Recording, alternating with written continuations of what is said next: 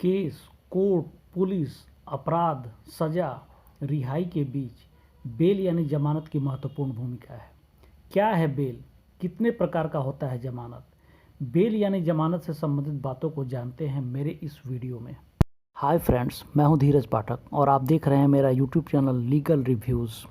मेरा वीडियो अच्छा लगे तो लाइक और शेयर कर दीजिएगा। अगर मेरे चैनल पर नए हैं तो सब्सक्राइब करना नहीं भूलिएगा ताकि और भी अच्छे वीडियो आप तक पहुंच सके।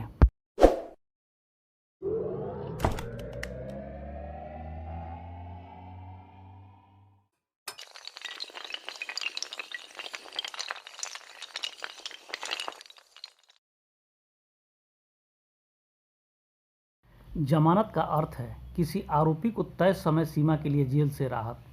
जब कोई व्यक्ति किसी अपराध के लिए जेल जाता है या फिर गिरफ्तारी की संभावना होती है, तब उस व्यक्ति को जेल से छुड़ाने या गिरफ्तारी से बचने हेतु कोर्ट से जो आदेश मिलता है और इसके एवज में न्यायालय द्वारा निर्धारित जो संपत्ति जमा की जाती है या फिर देने की शपथ ली जाती है, उसे जमानत कहते हैं। बेल यानी जमानत का यह कदापि अर्थ नहीं होता है कि आप उक्त अपराध में दोषी सिद्ध हो गए या फिर आप आरोप मुक्त हो गए। दोषी सिद्ध होना या आरोप मुक्त होना केस के मेरिट और ट्रायल पर निर्भर करता है। सुप्रीम कोर्ट ने बेल के संबंध में एक महत्वपूर्ण मानदंड तय किया है। सुप्रीम कोर्ट के तत्कालीन जस्टिस वी कृष्ण अय्यर ने राजस्थान बनाम बांचन मामले में सुनवाई करते हुए संविधान के मूल अधिकारों के आधार पर एक मिसाल तय किया कि bail is rule, jail is an exception, यानी जमानत एक नियम है जबकि जेल एक अपवाद। मामले की गंभीरता और आरोपी की संलिप्तता जमानत देने या न देने का सबसे बड़ा आधार है। कानून में वैसे तो कई प्रकार के बेल का प्रावधान है, लेकिन बेल मुख्यतः दो प्रकार का होता है: साधारण या नियमित जमानत यानी रेगुलर बेल और अग्रिम जमानत यानी एंटिसिपेटरी बेल। इसके अलावे भी अंतरिम जमानत यानी इंटरिम बेल, पुलिस बेल, बाध्यकारी जमानत यानी मैंडेटरी बेल जिसे डिफ़ॉल्ट बेल भी कहते हैं का प्रावधान भी कानून में किया गया है। आइए हम जानते हैं जमानत के इन प्रकारों के बारे में।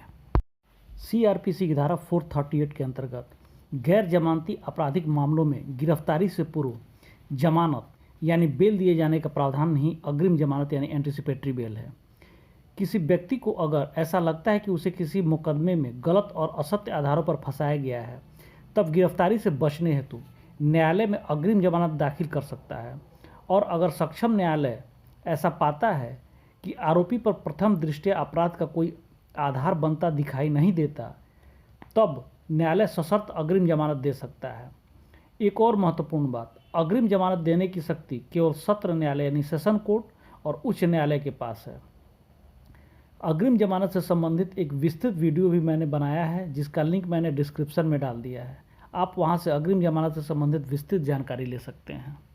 सीआरपीसी की धारा 439 के अंतर्गत जब किसी आरोपी व्यक्ति के खिलाफ ट्रायल कोर्ट में मामला पेंडिंग रहता है, तब आरोपी इस दौरान साधारण जमानत यानी रेगुलर बेल के लिए आवेदन देता है और फिर ट्रायल कोर्ट या फिर हाई कोर्ट केस की स्थिति और गंभीरता को देखते हुए जमानत पर निर्णय देता है। नियमित जमानत स्वीकृत होने पर ट्रायल कोर्ट द्वारा आरोपी से मुचलका जमा कराया जाता है। पुलिस द्वारा गिरफ्तार या जेल गए आरोपी भी इसी प्रावधान के अंतर्गत जमानत का आवेदन देते हैं।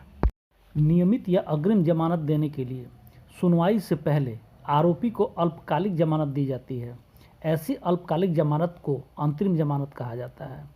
अंतरिम जमानत न्यायालय द्वारा दिए जाने वाला एक अस्थायी और अल्प अवधि का जमानत है।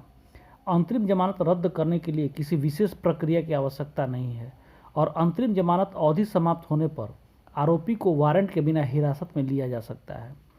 दिल्ली उच्च न्यायालय ने वर्ष 2001 में परमिंदर सिंह वगैरह बनाम पंजाब राज्य मामले पर सुनवाई करते हुए निर्देश दिया कि निम्न मामलों में अंतरिम जमानत की अनुमति दी जानी चाहिए जब आरोपी के मुकदमे से बचने की कोई संभावना नहीं है, जब ऐसा कोई मौका नहीं है कि आरोपी सबूत के साथ छेड़छाड़ कर सकता है, जब सीमित पूछताछ करने का कोई न्यायोचित कारण न हो और जब अग्रिम जमानत के दावे पर सुनवाई टालनी पड़े।